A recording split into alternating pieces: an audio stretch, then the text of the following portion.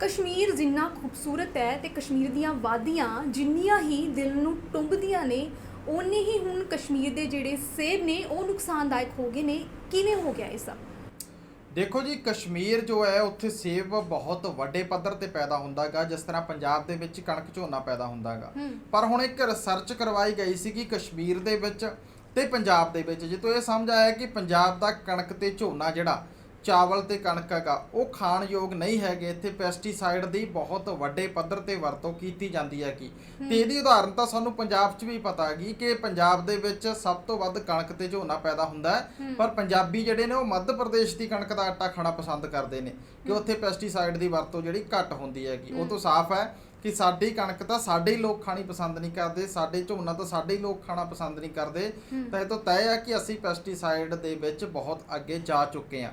ਇਸੇ ਤਰ੍ਹਾਂ ਜਿਹੜਾ ਕਸ਼ਮੀਰ ਹੈਗਾ, ਕਸ਼ਮੀਰ ਵੈਲੀ ਦੇ ਵਿੱਚ ਵੀ ਹੁਣ ਜਿਹੜੇ ਸੇਬਾਂ ਦੇ ਉੱਪਰ ਪੈਸਟੀਸਾਈਡ ਦੀ ਵਰਤੋਂ ਬਹੁਤ ਵੱਡੇ ਪੱਧਰ ਤੇ ਕੀਤੀ ਗਈ ਹੈ। ਤੇ ਹੁਣ ਜਦੋਂ ਖੋਜ ਕੀਤੀ ਗਈ ਤਾਂ ਉਹ 'ਚ ਇਹੀ ਆਇਆ ਕਿ ਕਸ਼ਮੀਰੀ ਸੇਬ ਦੇ ਵਿੱਚ ਪੈਸਟੀਸਾਈਡ ਬਹੁਤ ਜ਼ਿਆਦਾ ਗਾ, ਇਸ ਕਰਕੇ ਉਹ ਵੀ ਖਾਣ ਯੋਗ ਨਹੀਂ ਹੈਗਾ। ਪਰ ਇਹ ਠੀਕ ਹੈ ਕਿ ਪੈਸਟੀਸਾਈਡ ਦੀ ਵਰਤੋਂ ਕਿਸਾਨ ਕਰ ਰਹੇ ਨੇ, ਪਰ ਕਰਵਾ ਕੌਣ ਰਿਹਾ? ਪੈਸਟੀਸਾਈਡ ਵਾਲੀਆਂ ਬਿਲੀਅਨਸ ਕੰਪਨੀਆਂ ਨੇ ਜਿਹੜੀਆਂ ਉਹਨਾਂ ਨੂੰ ਇੰਡੀਆ ਦੇ ਵਿੱਚ ਲੈ ਕੇ ਕੌਣ ਆਇਆ? ਗ੍ਰੀਨ ਰੈਵੋਲੂਸ਼ਨ ਤੋਂ ਬਾਅਦ ਪੈਸਟੀਸਾਈਡ ਦੀ ਵਰਤੋਂ ਐਸੀ ਕਿਉਂ ਵਧੀ? ਇਹਦੇ ਲਈ ਤਾਂ ਸਰਕਾਰਾਂ ਦੀ ਜਵਾਬਦੇਹੀ ਹੈ, ਕਿਉਂਕਿ ਜੇ ਸਰਕਾਰਾਂ ਕਿਸਾਨਾਂ ਨੂੰ ਆਰਗੈਨਿਕ ਖੇਤੀ ਵੱਲ ਲੈ ਕੇ ਜਾਣਗੀਆਂ, ਉਹਦੇ ਲਈ ਵਿਸ਼ੇਸ਼ ਪੈਕੇਜ ਦੇਣਗੀਆਂ, ਅੱਛੇ ਬੀਜ ਮੁਹੱਈਆ ਕਰਵਾਉਣਗੀਆਂ, ਚੰਗੇ ਖੇਤੀ ਮਾਹਰ ਮੁਹੱਈਆ ਕਰਵਾਉਣਗੇ ਜਿਹੜੇ ਕਿ ਕਿਸਾਨਾਂ ਦੀ ਮਦਦ ਕਰਨਗੇ, ਤਾਂ ਕਿਸਾਨ ਪੈਸਟੀਸਾਈਡ ਦੀ ਵਰਤੋਂ ਕਿਉਂ ਕਰਨਗੇ? ਕਿਉਂਕਿ ਸਭ ਤੋਂ ਜ਼ਿਆਦਾ ਤਾਂ ਇਹ ਕਿਸਾਨਾਂ ਲਈ ਨੁਕਸਾਨਦੇਹ ਹੈ, ਕਿਉਂਕਿ ਜਦੋਂ ਸਪਰੇਅ ਛਿੜਕਾਅ ਕੀਤਾ ਜਾਂਦਾ, ਸਪਰੇਅ ਦਾ ਪੈਸਟੀਸਾਈਡ ਦਾ ਛਿੜਕਾਅ ਕੀਤਾ ਜਾਂਦਾ ਤਾਂ ਉਹ ਕਿਸਾਨ ਤੇ ਉਹਦਾ ਬੇਟਾ ਤਾਂ ਸਭ ਤੋਂ ਪਹਿਲਾਂ ਪ੍ਰਭਾਵਿਤ ਹੁੰਦੇ ਨੇ। ਉਹਨਾਂ ਵੱਲੋਂ ਤਾਂ ਹੱਥੀਂ ਕੀਤਾ ਜਾਂਦਾ ਗਾ, ਸਭ ਤੋਂ ਪਹਿਲਾਂ ਤਾਂ ਉਹਨਾਂ ਦੀ ਬੋਡੀ ਨੂੰ ਡਿਫੈਕਟ ਕਰਦਾ ਗਾ ਤੇ ਬਾਅਦ ਦੇ ਵਿੱਚ ਉਹੀ ਕਣਕ ਝੋਨੇ ਦੇ ਵਿੱਚ ਉਹਨਾਂ ਨੇ 6-6 ਮਹੀਨੇ ਰਹਿਣਾ ਹੁੰਦਾ ਗਾ, ਉਹੀ ਘਰੇ ਖਾਣ ਨੂੰ ਰੱਖਣਾ ਹੁੰਦਾ ਗਾ, ਤੇ ਇਸ ਕਰਕੇ ਉਹਨਾਂ ਨੂੰ ਜਿਹੜਾ ਪ੍ਰਭਾਵਿਤ ਕਰਦਾ। ਉਸੇ ਤਰ੍ਹਾਂ ਕਸ਼ਮੀਰ ਦੇ ਵਿੱਚ ਵੀ ਜੇ ਪੈਸਟੀਸਾਈਡ ਦੀ ਵਰਤੋਂ ਵਧੀ ਹੈਗੀ ਤੇ ਆਖਿਆ ਗਿਆ ਕਿ ਕਸ਼ਮੀਰੀ ਸੇਬ ਖਾਣ ਦੇ ਯੋਗ ਨਹੀਂ ਰਿਹਾ, ਤਾਂ ਪੈਸਟੀਸਾਈਡ ਦੇ ਵਿੱਚ ਉਹਨਾਂ ਨੂੰ ਲੈ ਕੇ ਕੌਣ ਸੇਬਾਂ ਤੇ ਐਸਾ ਬੁਰਾ ਟਾਈਮ ਕਿਉਂ ਆ ਗਿਆ ਕਿ ਇੰਨੇ ਪੈਸਟੀਸਾਈਡ ਦੀ ਵਰਤੋਂ ਕਰਨੀ ਪਈ? ਤਾਂ ਇਹਦੀ ਜਵਾਬਦੇਹੀ ਵੀ ਜਿਹੜੀ ਹੈਗੀ ਉਹ ਸਰਕਾਰ ਨੂੰ ਦੇਣੀ ਪਵੇਗੀ ਕਿ ਕਿਸਾਨ ਪੈਸਟੀਸਾਈਡ ਵਾਲੀ ਸਾਈਡ ਗਏ ਕਿਉਂ?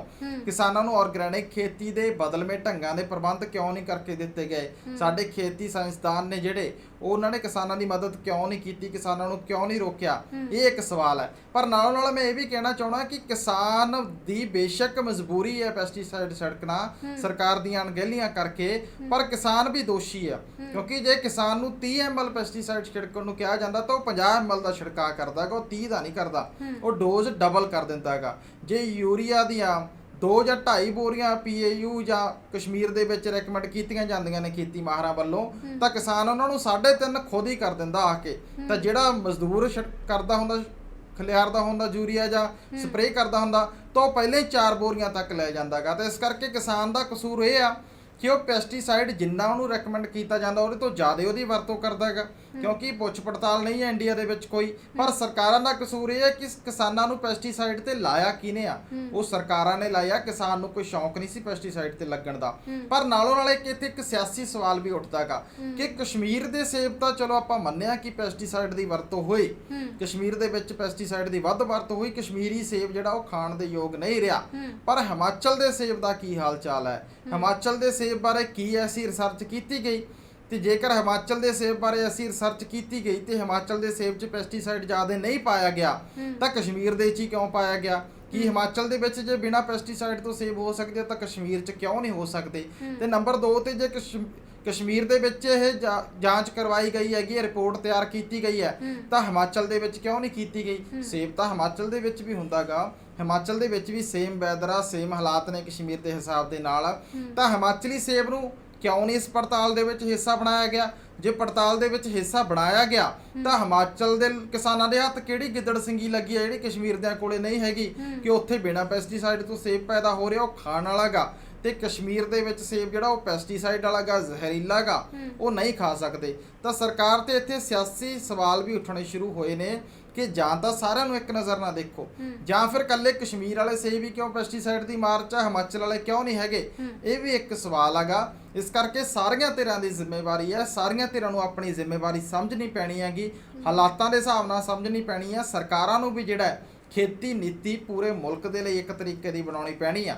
ਖੇਤੀ ਬੇਸ਼ੱਕ ਸਟੇਟ ਦਾ ਸਬਜੈਕਟ ਆਗਾ, ਪਰ ਉਹਦੇ ਲਈ ਇੱਕ ਚੰਗੀ ਨੀਤੀ ਸੁਝਾਉਣੀ ਜਾਂ ਸੂਬਿਆਂ ਨੂੰ ਭਰੋਸੇ 'ਚ ਲੈ ਕੇ ਇੱਕ ਚੰਗੀ ਖੇਤੀ ਨੀਤੀ ਪੂਰੇ ਭਾਰਤ ਦੇ ਕਿਸਾਨਾਂ ਲਈ ਲੈ ਕੇ ਆਉਣੀ, ਇਹ ਸੈਂਟਰ ਸਰਕਾਰ ਇਹ ਜ਼ਿੰਮੇਵਾਰੀ ਨਿਭਾ ਸਕਦੀ ਹੈ। ਕਿਉਂਕਿ ਜੇ ਸੈਂਟਰ ਸਰਕਾਰ 3 ਆਰਡੀਨੈਂਸ ਲਿਆ ਸਕਦੀ ਹੈ ਪੰਜਾਬ, ਹਰਿਆਣਾ ਤੇ ਉੱਤਰ ਪ੍ਰਦੇਸ਼ ਦੇ ਕਿਸਾਨਾਂ ਨੂੰ ਪ੍ਰਭਾਵਿਤ ਕਰਨ ਦੇ ਲਈ, ਬੇਸ਼ੱਕ ਦਾਅਵੇ ਕੀਤੇ ਜਾ ਰਹੇ ਨੇ ਕਿ ਕਿਸਾਨ ਪ੍ਰਭਾਵਿਤ ਨਹੀਂ ਹੋਣਗੇ, ਪਰ ਇਹ ਤੈਅ ਹੈ ਕਿ ਕਿਸਾਨ ਪ੍ਰਭਾਵਿਤ ਹੋਣਗੇ। ਕਿਉਂਕਿ ਐਮਐਸਪੀ ਮੱਕੀ ਤੇ ਵੀ ਹੈ, ਸਭ ਕਾਸੇ ਤੇ, ਪਰ ਉਹ ਐਮਐਸਪੀ ਤੇ ਨਹੀਂ ਵਿਕਦੀ।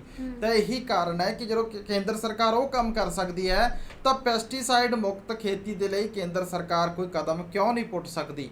ਤਾਂ ਇਹੀ ਇੱਕ ਦੋ ਸਵਾਲ ਉੱਠ ਰਹੇ ਨੇ ਜਿਨ੍ਹਾਂ ਦਾ ਜਵਾਬ ਸਰਕਾਰ ਨੂੰ ਦੇਣਾ ਚਾਹੀਦਾ ਕਿ ਇੱਕ ਤਾਂ ਪੈਸਟੀਸਾਈਡ ਰਹਿਤ ਖੇਤੀ ਦੇ ਲਈ ਉਪਰਾਲਾ ਕਰਨਾ ਚਾਹੀਦਾ, ਤੇ ਨੰਬਰ 2 ਤੇ ਜੇ ਕਸ਼ਮੀਰੀ ਸੇਬ ਜ਼ਹਿਰੀਲੇ ਨੇ ਤੇ ਹਿਮਾਚਲ ਦੇ ਕਿਉਂ ਨਹੀਂ ਹੈਗੇ, ਤਾਂ ਹਿਮਾਚਲ ਦੇ ਵਿੱਚ ਉਹ ਖੋਜ ਕਿਉਂ ਨਹੀਂ ਕੀਤੀ ਗਈ, ਹਿਮਾਚਲ ਨੂੰ ਉਹਦੇ 'ਚ ਕਿਉਂ ਬਾਹਰ ਰੱਖਿਆ ਗਿਆ। ਜੇ ਹਿਮਾਚਲ ਨੂੰ ਸ਼ਾਮਲ ਕੀਤਾ ਗਿਆ ਤਾਂ ਹਿਮਾਚਲੀ ਸੇਬ ਬਿਨਾਂ ਪੈਸਟੀਸਾਈਡ ਤੋਂ ਕਿਵੇਂ ਪੈਦਾ ਹੋਈ ਜਾਂਦੇ ਨੇ। ਤਾਂ ਇਹ ਜਿਹੜੇ ਸਿਆਸੀ ਸਵਾਲ ਉੱਠ ਰਹੇ ਨੇ ਇਹਨਾਂ ਦਾ ਜਵਾਬ ਵੀ ਸਰਕਾਰ ਨੂੰ ਜਿਹੜਾ ਉਹ ਜ਼ਰੂਰ ਦੇਣਾ ਚਾਹੀਦਾ। ਪਰ ਇਹ ਤੈਅ ਆ ਕਿ ਨਾ ਪੰਜਾਬ ਦੇ ਵਿੱਚ ਕਣਕ ਝੋਨਾ ਖਾਣ ਦੇ ਲਾਇਕ ਆ, ਤੇ ਨਾ ਹੀ ਕਿਸੇ ਹੋਰ ਸਟੇਟ ਦੇ ਵਿੱਚ ਫਰੂਟ ਜੋ ਨੇ ਉਹ ਖਾਣ ਦੇ ਲਾਇਕ ਨੇ। ਕਿਉਂਕਿ ਭਾਰਤ ਦੇ ਵਿੱਚ ਨਾ ਤਾਂ ਖਰੀਦ ਸਮੇਂ ਕੋਈ ਫਰਮ ਹੈ ਕਿ ਪੈਸਟੀਸਾਈਡ ਦੀ ਕੈਪੈਸਿਟੀ ਚੈੱਕ ਕੀਤੀ ਜਾਵੇ, ਕਿਉਂਕਿ ਉੱਥੇ ਵੀ ਵੋਟਾਂ ਦਾ ਮਸਲਾ ਗਾ, ਤੇ ਪੈਸਟੀਸਾਈਡ ਕੰਪਨੀਆਂ ਨੂੰ ਆਮਦਨਾ ਪਹੁੰਚਾਉਣ ਦੇ ਲਈ ਉਹਨਾਂ ਜਿਹੜੇ ਬਿਲੀਅਨਸ ਡਾਲਰ ਦਾ ਬਿਜ਼ਨਸ ਕਰਦੇ ਨੇ ਇੱਥੇ, ਤਾਂ ਉਹ ਵੀ ਜਿਹੜਾ ਹੈਗਾ ਅਣਤੋਲੇ ਪੈਸਟੀਸਾਈਡ ਮਾਰਕੀਟ 'ਚ ਸਿੱਟਦੇ ਨੇ, ਤੇ ਅੱਗੇ ਜਿਹੜੇ ਡੀਲਰ ਨੇ ਉਹ ਵੱਧ ਮੁਨਾਫੇ ਦੇ ਲਈ ਕਿਸਾਨਾਂ ਨੂੰ ਵੇਚਦੇ ਨੇ, ਤੇ ਕਿਸਾਨ ਜਿਹੜਾ ਡਰਦਾ ਹੀ ਕਿ ਮੇਰੀ ਫਸਲ ਨਾ ਕਿਤੇ ਖਰਾਬ ਹੋ ਜਾਏ ਉਹ ਵੀ ਡੋਜ਼ ਵਧਾਈ ਤੁਰਿਆ ਜਾਂਦਾ।